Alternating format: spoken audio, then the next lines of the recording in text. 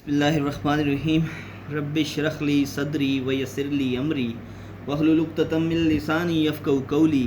میں ہوں آپ کا اردو ٹیچر وقاص اعظم اور آپ کو Noor school and college Google classroom میں خوش آمدید کہتا ہوں۔ عزیز طلباء، آپ نظریہ پاکستان پڑھ رہے ہیں۔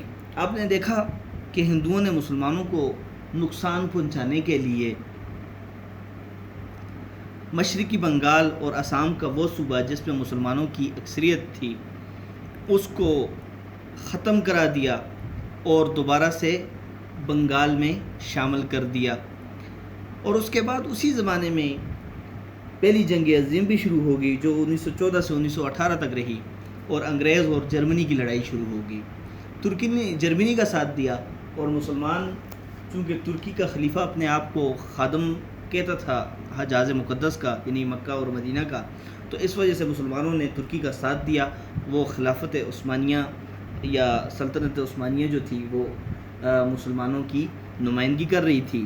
اس سے انگریز کے دل میں عناد پیدا ہو گیا، دشمنی پیدا ہوگی، اور انگریز نے مسلمانوں کو تکلیفیں دینا شروع کر دی، اور پھر مسلمانوں سے وعدہ لیا کہ اگر اس جنگ میں آپ ہمارا ساتھ دیں گے تو ہم ترکی کو کوئی نقصان نہیں پہنچا دیں گے۔ لیکن وہ اپنے وعدے سے مکر گئے اور انہوں نے مسلمانوں کو دھوکہ دے دیا، فریب دے دیا، اور ان کی سازشوں سے ترکی جو ہے وہ ٹکڑے ہو گیا۔ ترکی کی خلافت کی حفاظت کے لیے مولانا شوکت علی اور مولانا محمد علی جوہر دونوں بھائی تھے، انہوں نے ایک خلافت کے نام سے ایک تحریک شروع کی جس کی رہنمائی مولانا محمد علی جوہر اور شوکت علی کر رہے تھے۔ اس کے بعد ہندوستان کے اندر دو جماعتیں سامنے آئیں، ایک تو شدی تھی، شدی تحریک، اور دوسری سنگٹھن تھی۔ شدی جو ہے وہ شدی کا مطلب بھی صفایا کرنا ہے، پاک صاف کرنا۔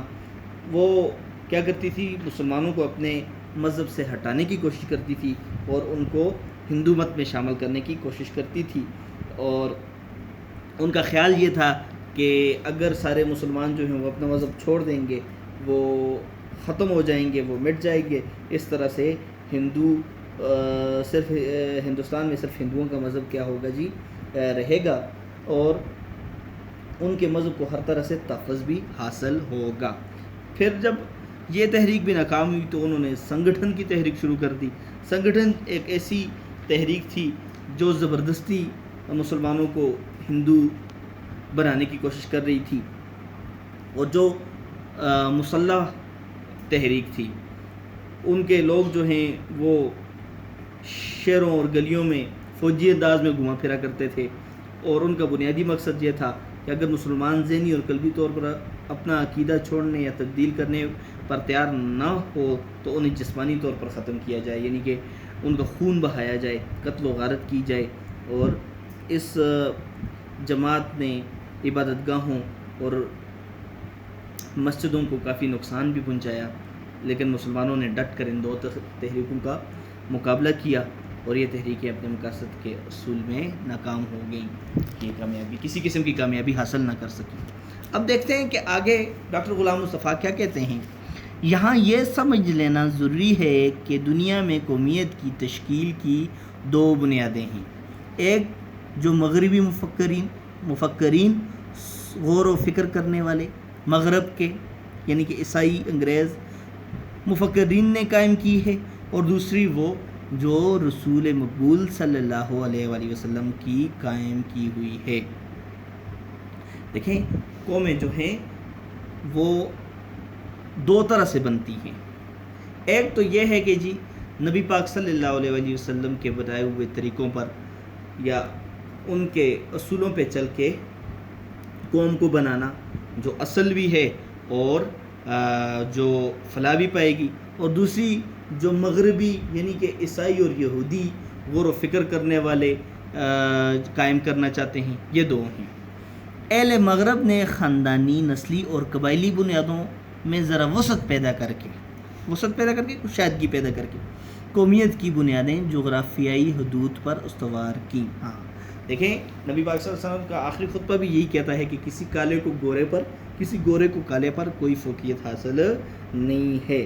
لیکن جو اہل مغرب ہیں وہ کہتے ہیں کہ خاندان، نسل، ذات پات کی بنیاد پر اور وطن اور جائیدادوں اور مال و دولت کی بنیاد پر قوم کو قومیت کو تشکیل دیا جائے، حالانکہ اسلام میں ایسا نہیں ہے۔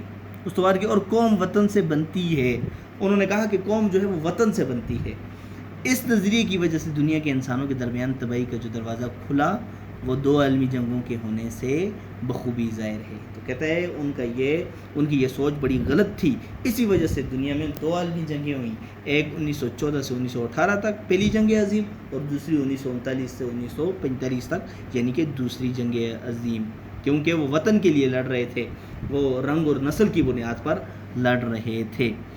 یہ وطنی قومیت ہی کی بنیاد پر لڑی گئی تھی، دیکھیں ملک کے لیے لڑی گئی تھی، وطن کے لیے لڑی گئی تھی، جگہ کے لیے لڑی گئی تھی، اور یہ وطنی قومیت جنوبی ایشیا کے مسلمانوں کو تحفظ دینے میں تو بالکل ہی ناکام تھی کہ انہوں نے جنوبی ایشیا کے مسلمانوں کو تحفظ فراہم نہیں کیا، کیونکہ جنوبی ایشیا کے مسلمان اس نظریے کے تحت ایک مجبور اقلیت بن جاتے۔ قومیت کی دوسری بنیاد وہ ہے جو رسول اللہ صلی اللہ علیہ وآلہ وسلم نے ملت اسلامیہ کی تشکیل کرتے وقت قائم فرمائی، اور جو مغرب کے تصور قومیت سے جدا ہے، جیسا کہ علامہ اقبال نے بھی فرمایا، اپنی ملت پر قیاس اقوام مغرب سے نہ کر، خاص ہے ترکیب میں قوم رسول ہاشمی، ان کی جمعیت کا ہے ملک و نسب پر انحصار، قوت مذہب سے مستحکم ہے جمعیت تیری۔ تو دیکھیں یہ بات کہہ رہا ہے کہ سمجھنا بہت ضروری ہے کہ دنیا میں قومیت کی تشکیل دو بنیادوں پر ہوئی ہے، ایک بنیاد تو جو نبی پاک صلی اللہ علیہ وسلم نے قائم کی ہے، اور دوسری بنیاد جو مغربی مفکرین نے قائم کی ہے۔ مغربی مفکرین جو ہیں، غور و فکر کرنے والے جو ہیں، ان کی قائم کردہ قومیت رنگ، نسل، ذات پات پر مبنی ہے، اور نبی پاک صلی اللہ علیہ وآلہ وسلم کی قومیت جو ہے وہ لا الہ الا اللہ پر قائم ہے، یعنی کہ اسلام میں کسی کالے کو گورے پر اور کسی گورے کو کالے پر کوئی فوقیت حاصل نہیں، یہاں رنگ و نسل کا کوئی سوال ہی نہیں پیدا ہوتا، بلکہ تقوی کی بنیاد پر کسی کو زیادہ اہمیت دی جا سکتی ہے۔ کہتا ہے اقبال نے بھی کہا کہ اپنی ملت پہ قیاس اقوام مغرب سے نہ کر۔ تم کیوں اندازہ لگاتے ہو اپنی ملت کا، اپنی قوم کا مغرب کی قوموں سے؟ مغرب کی قوموں میں کیا ہے؟ خاص ہے ترکیب میں قوم رسول ہاشمی، کہتا ہے زندگی گزار میں نبی پاک صلی اللہ علیہ وآلہ وسلم کی جو قوم کے جو طریقے ہیں اور بتائے ہوئے اصول ہیں وہ ساری دنیا سے بہتر ہیں، وہ رنگ و نسل پر مبنی نہیں ہیں، وہ کالے کو گورے پر فوقیت یا ترجیح دینے پر مبنی نہیں ہیں، بلکہ وہ سراسر عدل و انصاف پر مبنی ہے اور میانہ روی پر مبنی ہیں۔ ان کی جمعیت کا ہے ملک و نسب پر انحصار، قوت مذہب سے ہے مستحکم جمعیت تیری۔ دیکھیں ان کی جمعیت، ان کا جڑنا یا ان کی اجتماعیت کا انحصار یا دار و مدار کس پر ہے؟ مال و دولت پر، جائیدادوں پر، وطن پر، جغرافیائی حدودوں پر۔ لیکن اقبال کہتے ہیں کہ اے مسلم، تیری جمعیت کس وجہ سے مستحکم ہے؟ تیری جمعیت مذہب کی قوت سے مضبوط ہے۔ وہ جو ہیں وہ ذات پات کو دیکھتے ہیں، اور تو جو ہے وہ اپنے مذہب کو اور عدل و انصاف کو دیکھتا ہے۔ مسلمانوں کی قومیت ایک نظریاتی قومیت ہے جو لا الہ الا اللہ پر قائم ہے، ایک نظریہ، ایک سوچ ہے، ہاں، اور وہ سوچ کیا ہے کہ نہیں کوئی بھی عبادت کے لائق سوائے اللہ تعالیٰ کے، اور نبی پاک صلی اللہ علیہ وآلہ وسلم اللہ تعالیٰ کے کیا ہیں؟ آخری رسول ہیں، اور ان کے پاس ایسا کوئی بھی نظریہ نہیں ہے۔ مغرب کے پاس صرف رنگ و نسل اور ذات پات کا نظریہ ہے، یا مادیت کا، مادہ پرستی کا نظریہ ہے، یعنی یہ کہ نسل، رنگ اور وطن کی بنیاد پر نہیں۔ دیکھیں میں نے ابھی بھی آپ کو بتایا کہ رنگ و نسل کی بنیاد پر اسلام اسلامی قومیت کی تشکیل نہیں ہے، بلکہ ایک نظریہ ایک عقیدے اور ایک کلمے کی بنیاد پر وجود میں آئی ہے، اور اس کی نظریاتی پہلو کو نمایاں کرنے کے لیے اسے ملت کہا گیا ہے۔ ایسی نظریاتی قومیت میں ہر نسل، ہر رنگ اور ہر جغرافیائی خطے کے لوگوں کے لیے جگہ ہوتی ہے، اور حقیقت یہ ہے کہ جنوبی ایشیا کے مسلمانوں کو، جن میں ہر نسل، ہر رنگ اور مختلف جغرافیائی خطوں کے لوگ شامل تھے، ایک ایسی قوم کے ماتحت اقلیت بن کر رہنا منظور نہ تھا جو اسلامی قومیت کے برعکس ذات پات، چھوت چھات کہتے ہیں کم تر سمجھنا، نجاست، نفاق، پھوٹ اور بت پرستی کے رسموں سے جکڑی ہوئی تھی۔ چنانچہ انہوں نے اپنی جداگانہ قومیت یعنی اسلامی قومیت کی بنیاد پر اپنے لیے ایک جدا وطن کا مطالبہ کیا، جس میں وہ اپنے عقیدے، اپنے نظریہ زندگی، اپنے طرز معاشرت کے مطابق زندگی بسر کر سکیں اور ایک مسلمان کی حیثیت سے دور جدید کے چیلنج کا مقابلہ کر کے اپنے مستقبل کو سنوار سکیں۔ دیکھیں، مغرب کی نسبت جو مسلمانوں کا ایک نظریہ قومیت ہے وہ کس پر قائم ہے؟ وہ لا الہ الا اللہ پر قائم ہے، یعنی کہ اسلام میں رنگ، نسل، ذات پات کو کوئی اہمیت حاصل نہیں ہے، اور ایک عقیدے، ایک کلمے کی بنیاد پر یہ قومیت کیا ہے؟ وجود میں آئی ہے۔ کس پہ آئی ہے جی؟ ایک کلمے کی بنیاد پر یہ قومیت وجود میں آئی ہے، اور اس نظریاتی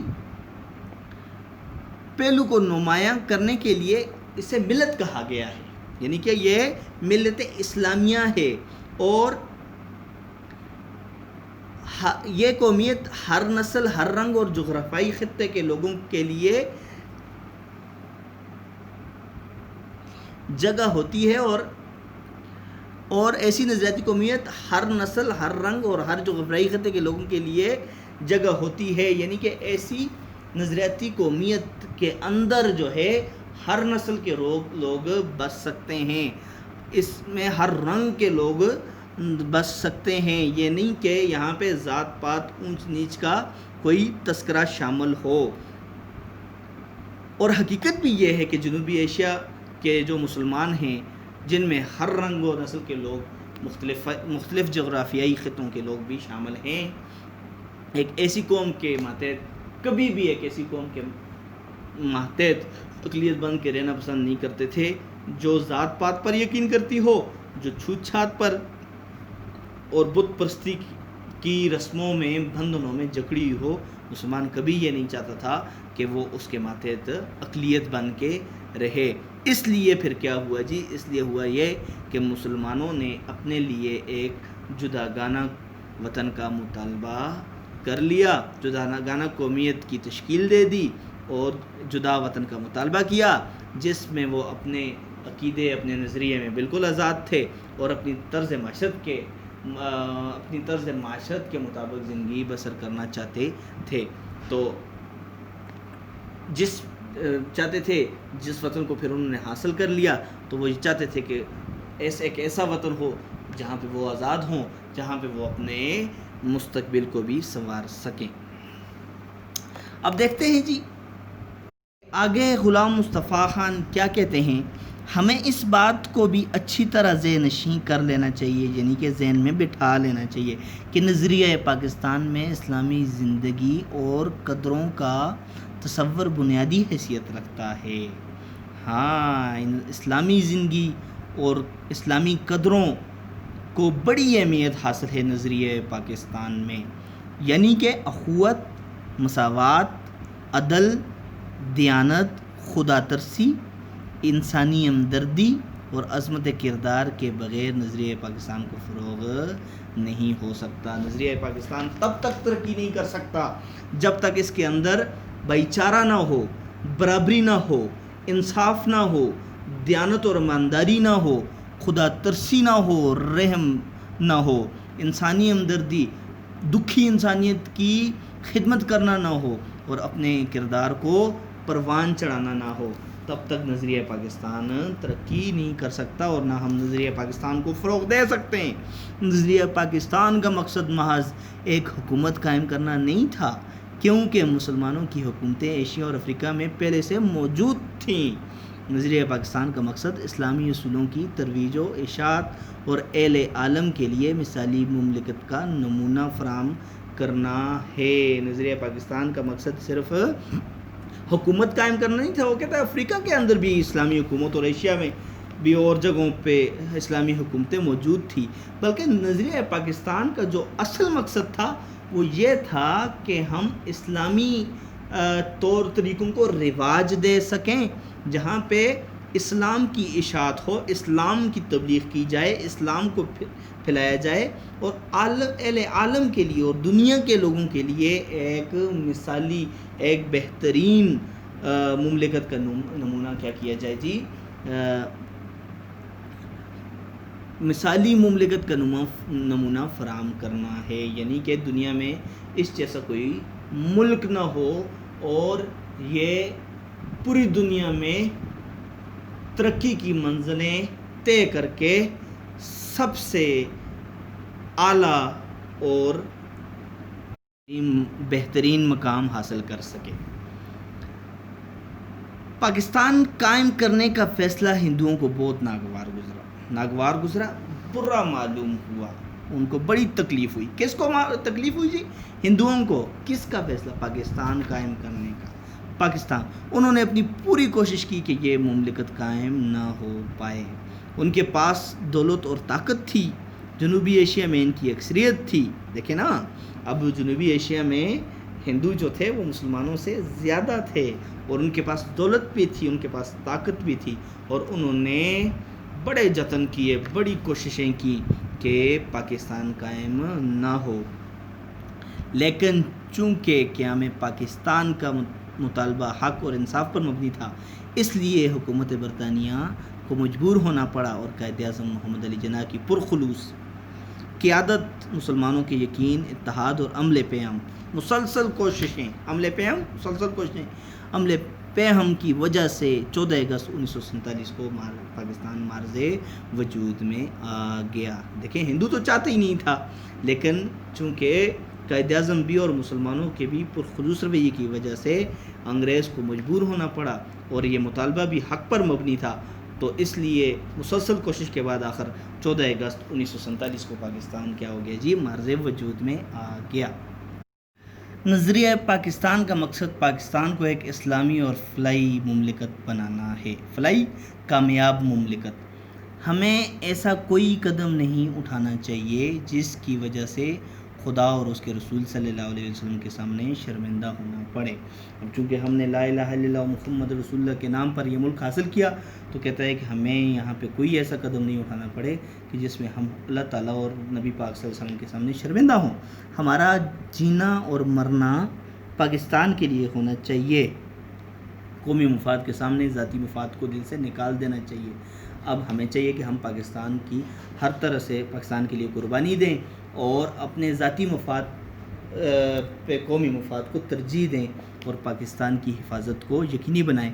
ہر قسم کی گروہ بندی، یعنی کہ فرقہ پرستی، گروہ بندی سے بالاتر ہو کر اس سے اوپر ہو کر تمام پاکستانیوں کی فلاح و بہبود کی کوشش کرنا، نظریہ پاکستان کو فروغ دینا ہے۔ ہاں، ہم نے ہر قسم کی فرقہ پرستی سے اوپر ہو کے سوچنا ہے، بلکہ اس کو پش ڈال کے سوچنا ہے اور تمام پاکستانیوں کی ترقی، خوشحالی کے لیے مل کر کام کرنا ہے۔ یہی نظریہ پاکستان کو ترقی دے گا۔ اگر ہم نے نظریہ پاکستان کو پیش نظر رکھا اور اپنی سیرت اور کردار کو اس کے مطابق ڈھالنے کی کوشش کی تو دنیا کی دوسری قوموں میں ہمیں امتیاز حاصل ہوگا، یعنی کہ یہاں پہ امتیاز کا مطلب ویسے تو فرق کرنا ہے، یہاں پہ امتیاز کا مطلب ہے اعلیٰ مقام حاصل ہوگا، اور ہم اسلامی اصولوں کی روشنی میں پاکستان کو توانا مضبوط، مستحکم بھی مضبوط ہے، توانا طاقتور، مستحکم مضبوط، توانا مستحکم شاندار اور پرعظمت بنانے میں پوری طرح کامیاب ہوں گے انشاءاللہ۔ نظریہ پاکستان کا مقصد اسلامی اصولوں کی ترویج و اشاعت اور اہل اسلام کے لیے مثالی مملکت کا نمونہ فراہم کرنا ہے، قیام پاکستان کے بعد اب ضرورت اس بات کی ہے کہ ہم اس مقصد کے اصول کے لیے اپنا کردار ادا کریں. اس کردار کے مندرجہ ذیل پہلو بھی ہو سکتے ہیں. اب آخری پیراگراف میں دیکھیں کہ وہ مندرجہ ذیل پہلو کیا ہیں. سب سے پہلے پاکستان کو ایک اسلامی اور فلاحی مملکت بنانا ہوگا. ہمیں کوئی ایسا قدم نہیں اٹھانا چاہیے جس کی وجہ سے خدا اور اس کے رسول کے سامنے ہم شرمندہ ہوں. پھر ہمارا جینا اور مرنا بھی پاکستان کے لیے ہونا چاہیے. قومی مفاد کے سامنے ذاتی مفاد کو بھی دل سے نکالنا چاہیے. ہر قسم کی گروہ بندی سے بالاتر ہو کر، فرقہ پرستی سے بالاتر ہو کر تمام پاکستانیوں کی کامیابی اور خوشحالی کے لیے کوششیں کرنا نظریہ پاکستان کو فروغ دینا ہے، یعنی کہ نظریہ پاکستان کو ترقی دینا ہے. اور اگر ہم نے نظریہ پاکستان کو پیش نظر رکھا اور اپنے کردار اور سیرت کو اس کے مطابق ڈھالنے کی کوشش کی تو ہمیں دنیا کی دوسری قوموں میں امتیاز حاصل ہوگا اور ہم اسلامی اصولوں کی روشنی میں پاکستان کو مضبوط بھی کر سکتے ہیں اور طاقتور بھی کر سکتے ہیں، اور ہم اس کو مضبوط اور طاقتور کرنے میں کامیاب بھی ہو جائیں گے. اب آتے ہیں کہ شروع سے دیکھتے ہیں کہ اس پورے سبق میں کیا ہے. آپ نے دیکھا کہ بادشاہ اکبر کی بیجا رواداری سے ملک کو بڑا نقصان پہنچا اور مسلمان جو ہیں وہ اپنے مذہب میں بھی خود مختار نہیں تھے. پھر مجدد الافسانی اٹھ کے انہوں نے کافی کوشش کی اور ان کو جہانگیر کے دور میں قید کی سختیاں بھی برداشت کرنی پڑیں. پھر ٹیپو سلطان نے بھی کوشش کی لیکن چند غداروں کی وجہ سے وہ بھی کامیاب نہ ہو سکے اور سرنگا پٹم کے میدان میں وہ انگریز سے شکست کھا گئے. اس کے بعد 57 کی جنگ آزادی میں بھی مسلمانوں کو شکست کا سامنا کرنا پڑا اور جو منصوبہ سلطان حیدر علی اور ٹیپو سلطان نے بنایا وہ بھی ناکامی سے دوچار ہو گیا کیونکہ انگریز نے ہندوستان میں اپنے قدم جما لیے تھے. پھر کانگریس وجود میں آئی.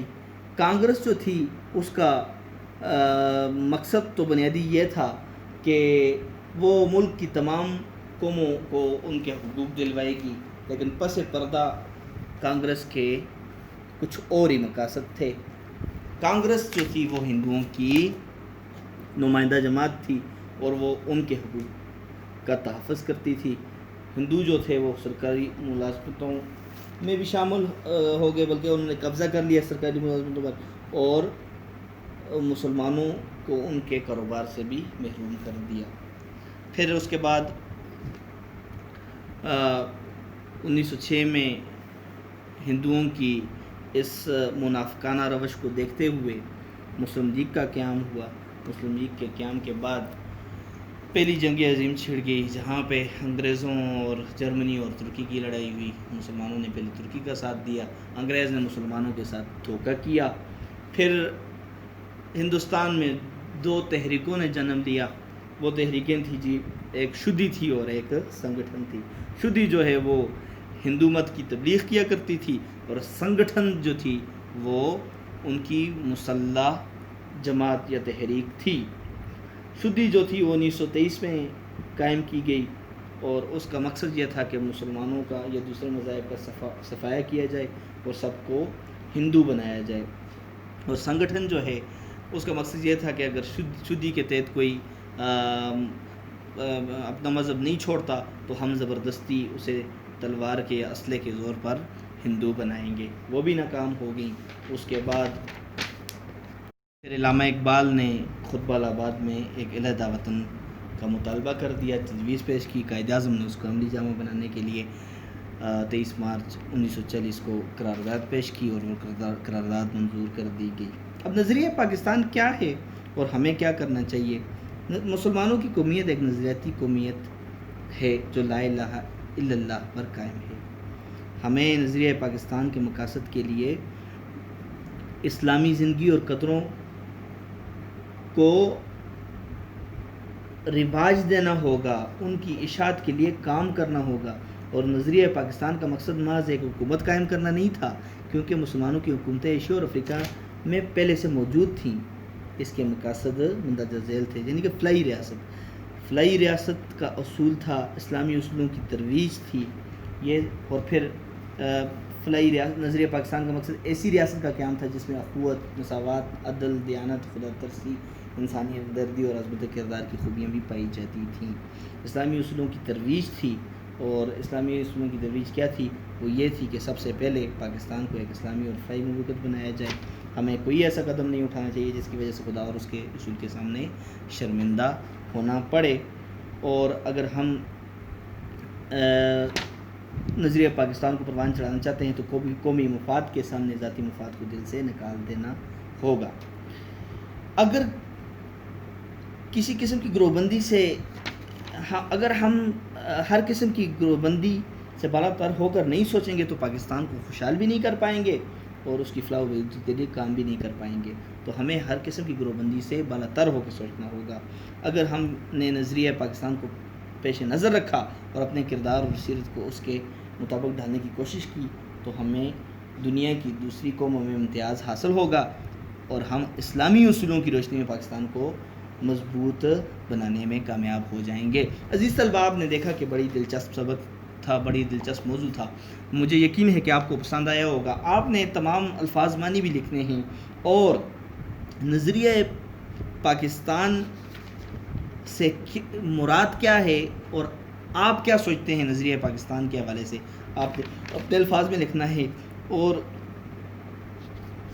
دوسرا ہوم ورک آپ کا یہ ہے کہ نظریہ پاکستان کے مقاصد کے اصول کے لیے آپ کیا کر سکتے ہیں، یہ 2 کوسچن آپ نے اپنے الفاظ میں لکھ کے مجھے بھیجنے ہیں، الفاظ معنی بھی لکھنے ہیں، اور یہ 2 کوسچن جو ہیں آپ نے ایک تو نظریہ پاکستان سے کیا مراد ہے اور دوسرا نظریہ پاکستان کے مقاصد کے اصول کے لیے آپ کیا کر سکتے ہیں، یہ لکھ کے بھیجنے ہیں۔ اللہ تعالیٰ آپ کا حامی و ناصر ہو۔ اللہ حافظ۔